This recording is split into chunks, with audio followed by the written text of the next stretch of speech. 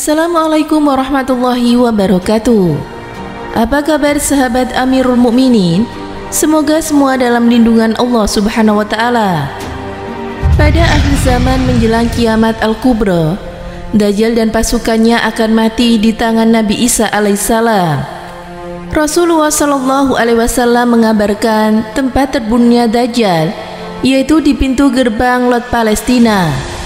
Mungkin di antara umat Islam ada yang belum mengetahui hal ini, karena kebanyakan hanya tahu bahwa Dajjal kelak akan mati dibunuh oleh Isa Al-Masih. Seperti apakah gerbang pintu Lot tersebut? Sebagaimana diketahui, Dajjal adalah makhluk yang menyebarkan fitnah terbesar bagi umat manusia. Dia dengan segala kelebihannya akan menipu dan menyesatkan umat manusia. Dalam hadis, ciri-ciri Dajjal disebutkan berambut keriting, gempar, berkulit merah, dan matanya buta sebelah seperti buah anggur yang masak atau tak bersinar. Beberapa hadis Nabi Shallallahu Alaihi Wasallam menyebutkan tentang kematian Dajjal, yakni di gerbang Lot sebagai berikut. Lalu turunlah Isa bin Maryam di Menara Putih di bagian timur Damaskus. Nabi Isa menemukan Dajjal di pintu Lot, kemudian membunuhnya. Hadis riwayat Abu Dawud. Tidak ada satu orang kafir pun yang masih hidup, semuanya terbunuh. Lalu Nabi Isa berhasil menyusul Dajjal di pintu Lot dan membunuhnya. Lalu beberapa kaum muslimin diselamatkan Allah ke hadapan Nabi Isa. Ia mengusap wajah mereka dan memberitahu kepada mereka tentang kedudukan mereka di surga. Hadis riwayat Muslim, Ahmad, Abu Dawud, Turmuzi, Ibnu Majah dan juga Al-Hakim. Kota Lot. Dr. Sauki Abu Halil dalam Atlas Hadis Al-Nabawi menjelaskan, gerbang Lot merupakan kota yang berada di dekat Baitul Maqdis atau Elia di Palestina dekat Ramallah. Dahulu, rombongan kafilah dari Syam atau Suriah yang menuju Mesir singgah di kota itu, dan juga kebalikannya.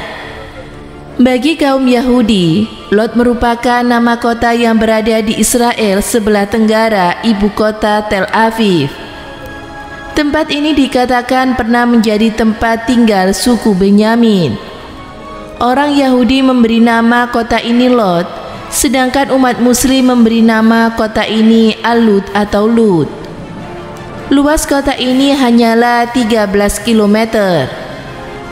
Kota ini menjadi salah satu kota penting setelah pasukan Khalid bin Walid berhasil menduduki pada 636 Masehi. Lot saat ini menjadi markas provinsi Filatin, sempat menjadi tempat perpindahan kekuasaan setelah itu. Mulai dari kekuasaan tentara salib di abad ke-11 Masehi hingga masuk ke dalam Kesultanan Ottoman atau Turki Utsmani. Setelah Kesultanan Ottoman runtuh, daerah ini ditempati oleh orang-orang Arab dan sempat berganti nama menjadi Lot dan menjadi Lida pada tahun 1948. Kota Lida selanjutnya dikuasai oleh Israel. Ratusan orang Arab yang tinggal di tempat tersebut diusir secara paksa. Masuknya imigrasi Yahudi dalam berbagai daerah pada Agustus 1948 membuat orang Arab yang berada di sana kalah jumlah. Pada akhirnya, kota ini menjadi kota Yahudi. Di dalam kota ini terdapat dinding setinggi 3 meter dan berfungsi sebagai pemisah distrik Yahudi dari distrik bangsa Arab. Astaghfirullahaladzim. Itulah gerbang Lot, tempat terbunuhnya Dajjal kelak ketika di akhir zaman. Semoga bermanfaat. Wallahu a'lam bishawab.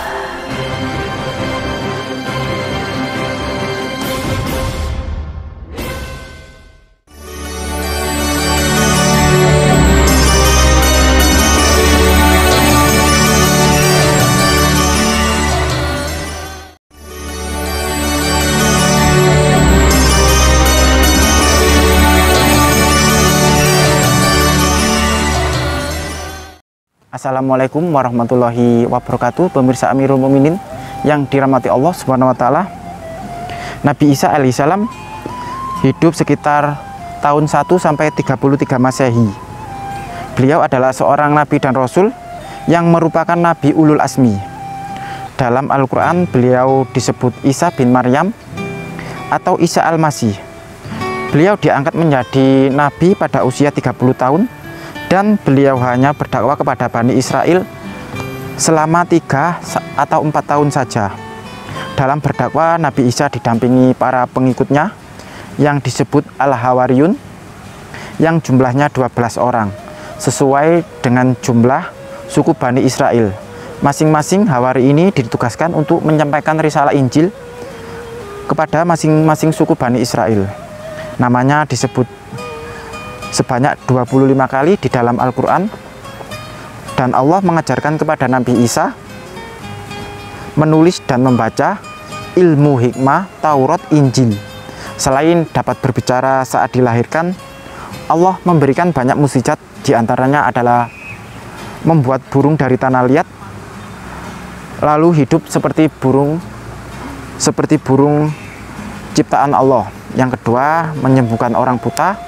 Ketiga, menghidupkan orang mati. Keempat, menurunkan hidangan dari langit. Dan semuanya atas izin Allah Subhanahu wa taala. Kelak di akhir zaman, Nabi Isa akan turun ke dunia, tepatnya di sebelah timur kota Damaskus atau di Suriah saat ini.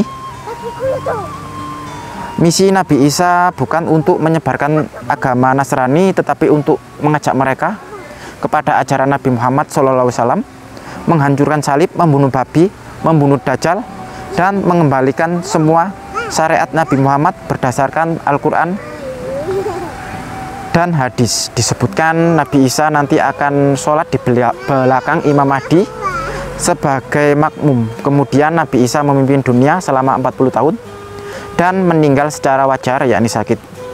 Semoga yang saya sampaikan bermanfaat. Wallahu a'lam bishawab. Wassalamualaikum warahmatullahi wabarakatuh.